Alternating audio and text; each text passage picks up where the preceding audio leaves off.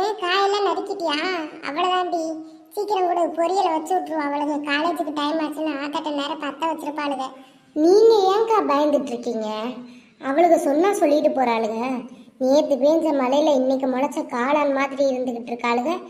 அவளுக நம்மளை மிரட்டுறாளுகளா? நீ பயப்படாதீங்கக்கா. அது சரி, உனக்கு என்னடி பயம்? நீ வாயாடி. நீ நம்ம மாமியாரை எதிர்த்து பேசிடுவ, நாங்க அப்படியா?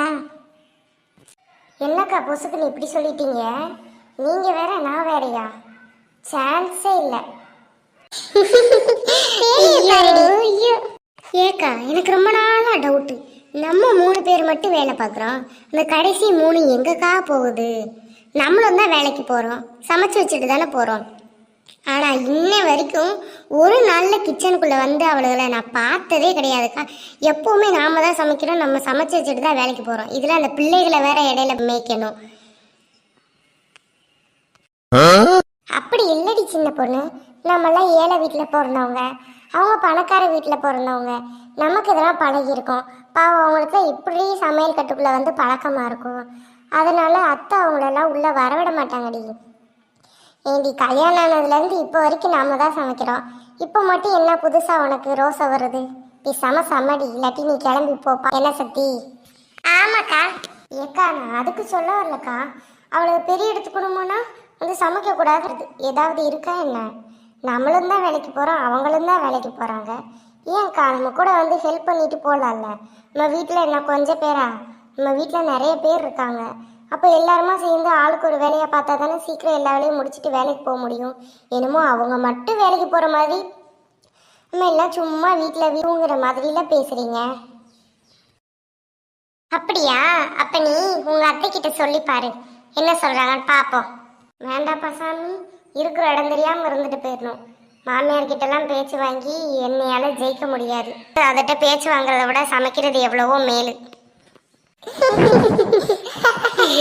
ஏண்டி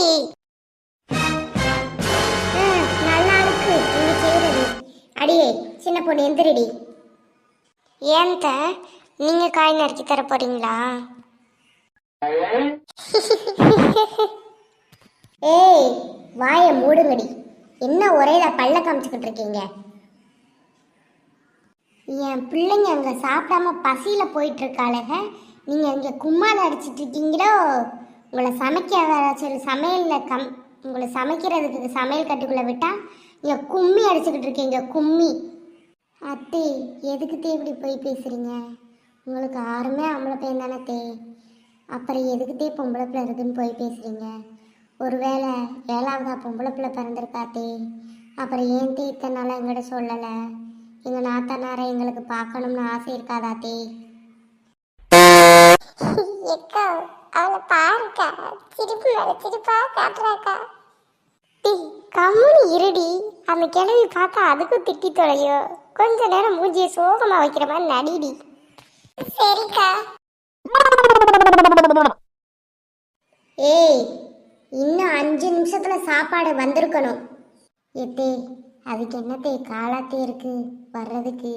நீங்கள் தான்த்தே வந்து சாப்பிடணும். நாங்கள் சமைச்சு மட்டும்தான்த்தே வைக்க முடியும். எங்களுக்கு ஆஃபீஸ்க்கு டைம் ஆச்சுதே. சின்ன பொண்ணு, நீ ரொம்ப பேசுகிற. நான் வந்ததுலேருந்து பார்த்துட்ருக்கேன். சின்னதுரையிட்ட சொல்லிடுவேன், பார்த்துக்கோ. சரிங்க தே. அப்போது நீங்கள் உங்கள் பையன்கிட்ட சொல்லும்போது என்னை கூப்பிடுங்க தே, நான் வந்து பார்க்குறேன். சரி, உங்ககிட்டலாம் மனசே பேசுவானா? ஏன் தே, இவ்வளோ நேரம் நீங்கள் இப்போ என் கூட பேசிகிட்டு இருந்தீங்கல்ல, அப்போது நீங்கள் மனசே இல்லையா தே? ஒருவேளை 4 கால் வச்ச பேயா தே?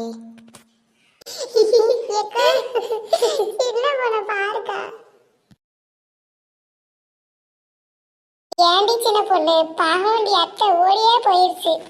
அதெல்லாம் இப்படி தான்க்கா பண்ணணும். இதுக்கு மேலே பண்ணாலும் தப்பே கிடையாது.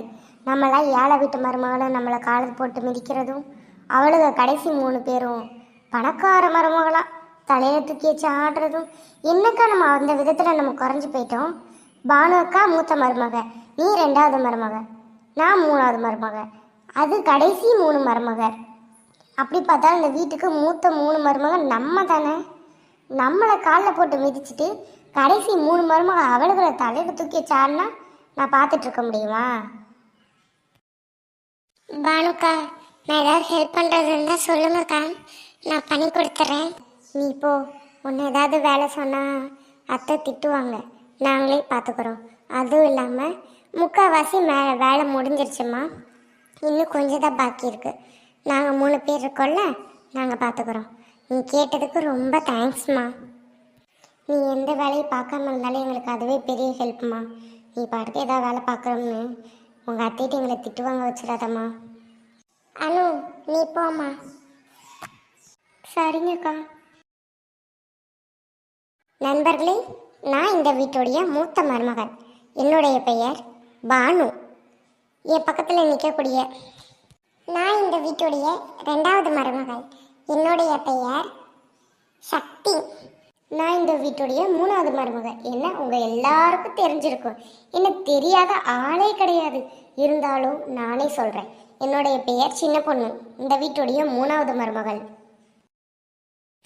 நான் இந்த வீட்டுடைய 4வது மருமகள். என்னுடைய பெயர் அனு.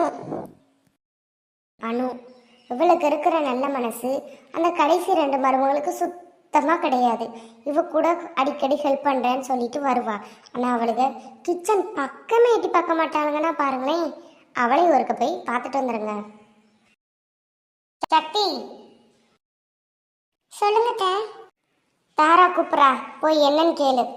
சரிங்க, இதோ போகிறேன்.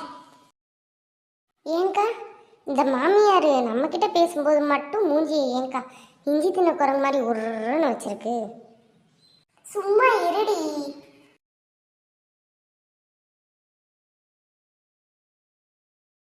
தாரா, நீ கூப்பிட்டேன்னு அத்தை சொன்னாங்க, கூப்பிட்டியாமா? ஆமாம் சக்திக்கா, கொஞ்சம் கால் வலிக்கிற மாதிரி இருக்கு, பிடிச்சி விடுங்க. நீ நீ என்ன காலமுக்கு சொன்னியாமா? ஏன் உங்களுக்கு தமிழும் தெரியாதா? இங்க பாருமா, நீ சின்ன பொண்ணு, தெரியாம சொல்லிட்டேன்னு சொல்லி உன்னை மன்னிச்சு விட்டுறேன். நீ காசு பணத்துல வேணா பெரிய ஆளா இருக்கலாம், ஆனா அந்த வீட்டுக்கு 2வது மருமகன்னா. அப்படி இருக்கும்போது என்ன எப்படி நீ உன் கால அமுக்க சொல்லலாம்? மேனஸே கிடையாது, படிச்சிருந்தோம். மேனஸை பத்தி நீங்க பேசாதீங்க. இந்த வீட்டுக்கு நான் 5வது மருமக. ஸோ நான் என்ன சொன்னாலும் நீங்க கேட்கணும். அப்படி கேட்காட்டி நான் ஆன்ட்டியை கூப்பிடுவேன். கூப்பிடவா? இல்லைம்மா, அத்தையெல்லாம் கூப்பிட வேண்டாம். நான் உனக்கு காலை பிடிச்சி விட்டுறேன். நீ எனக்கு ஒரு தங்கச்சி மாதிரி தானே, நான் அப்படி நினச்சி பிடிச்சி விட்டுக்கிறேன். டைம் ஆகுது, சீக்கிரம் வாங்க.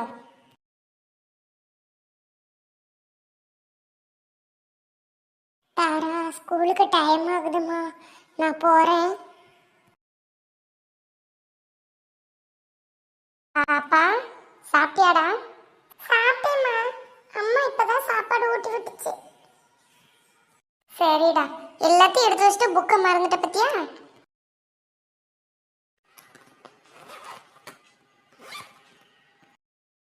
சரிடா பாப்பா, அம்மா புக்கை உள்ள வச்சுட்டேன். நீ போய் வெளியே நில்லு, அம்மா வர வேனை ஏற்றி விடுறதுக்கு. சரிம்மா. பானு அக்கா. சொல்லுமா சாய், என்ன வேணும்? அக்கா, என்னோட வாஷிங் மிஷின் கொஞ்சம் ரிப்பேராக இருக்குன்னு நினைக்கிறேன். நீங்கள் ஒன்று பண்ணுங்க, என்னோட துணி சதீஷோட துணி எல்லாத்தையும் கையில் வாஷ் பண்ணிடுங்க. இங்கே பாருமா ஷாய், உன்னோட மிஷின் ரிப்பேர்னா நீ கையில் உட்காந்து துவை, என்ன எதுக்கு துவைக்க சொல்கிறேன்? அதுவும் உன்னோட துணி மட்டும் இல்லாமல் சதீஷோடதே சேர்த்து துவைக்க சொல்கிறேன். எனக்கு வேறு வேலையே கிடையாதா? நான் ஹாஸ்பிட்டல் போகணும், எனக்கு பேஷன்ஸ். நான் ஹாஸ்பிட்டல் போகணும், அதுவும் இல்லாமல் குழந்தைய வேனேற்றி விடணும் வேற. அவளுக்கு ஸ்கூலுக்கு டைம் ஆகுது. ஏதோ நீங்கள் பெத்த பிள்ளை மாதிரி பதறீங்க. அவள் அம்மா சின்ன பொண்ணு அக்கா இருக்காங்கல்ல, அவங்க ஏற்றி விட்டுப்பாங்க. நீங்கள் ஜஸ்ட் பெரியம்மா தான், ஓவர் அட்வான்டேஜ் எடுத்துக்காதீங்க. இங்கே பாருமா, நாங்கள் இது வரைக்கும் அப்படி பிரித்து பார்த்து வளர்த்ததில்லை. அவளுடைய குழந்தை தான் இல்லைன்னு சொல்லலை, ஆனால் அவள் எனக்கும் பொண்ணு மாதிரி தான். அதெல்லாம் நீ சொல்லாதம்மா, சின்ன பொண்ணு சொல்லட்டும். என்னால் உன் துணியை துவைக்க முடியாது, உனக்கு வேணும்னா நீ போய் துவைச்சிக்கோ. சரி, அப்போ நான் ஆண்டி கிட்ட பேசிக்கிறேன், அவங்கள துவைக்க சொல்லிக்கிறேன். நீங்கள் போங்க, உங்களுக்கு நிறைய வேலை இருக்கும்ல. என்னம்மா சாய், இதுக்கெல்லாம் ஏன் அத்தையை கூப்பிட்ற? துவைக்கணும் அவ்வளோதானே, நான் துவைச்சி கொடுத்துட்டே ஹாஸ்பிட்டல் போய்க்கிறேன். பரவாயில்ல, குழந்தைய மட்டும் வேனில் ஏற்றி விட்டுட்டு வந்துடுறேன். சரி, கொஞ்சம் சீக்கிரம் வந்துடுங்க. பானு, கதவு பூட்டாம தான் இருந்துச்சா? நான் கூட ரெடி ஆயிட்டு இருக்கா போலன்னு நினச்சி கதவை தட்டிகிட்டே இருந்திருக்கேன். அடியே பானு, டைம் ஆச்சு, ஹாஸ்பிட்டல் கிளம்பாம டெய்லி இவ்வளோட இதே அக்க போரா இருக்கு. பானு,